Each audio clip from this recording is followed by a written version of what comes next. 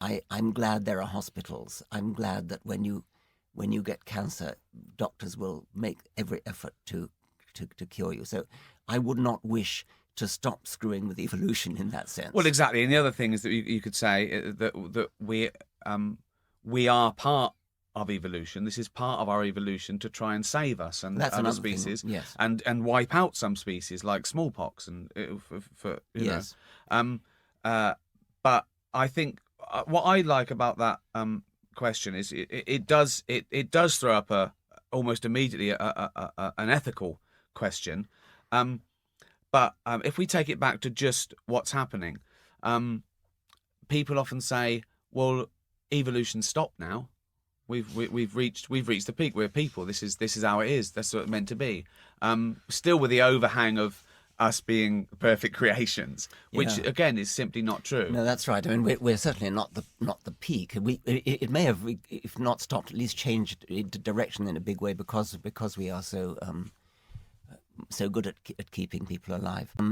There is another aspect to the question of screwing with evolution, which is the argument that says species have always gone extinct. So why do we worry about elephants going extinct or rhinos going extinct? And I worry about that a lot. And I have to confess that is a purely aesthetic thing. I don't like the idea of letting elephants go extinct. Animals have recently gone extinct, like the thylacine, the marsupial wolf of Tasmania. I would love to see that brought back. I think it's a tragedy that we've lost that. Tragedy we've lost the dodo. And so I don't go along with people who say, oh, extinction's a part of evolution, we should just go along with it and to help. Well, it is, but with those examples, we did it.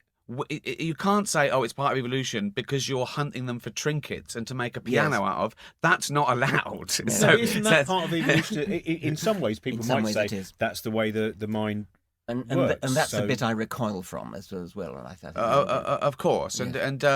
and also this myth that you can't have emotions. Well, we are sentimental creatures, yes. and I'm very sentimental about. I'm very sentimental. I don't want to.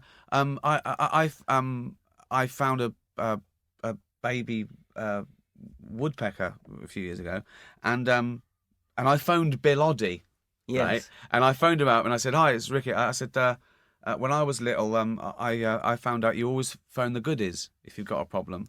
And I said, "I found a baby woodpecker. I don't know what to do." And he said, "Oh, well, I'm very unsentimental about these things. You know, it's going to die."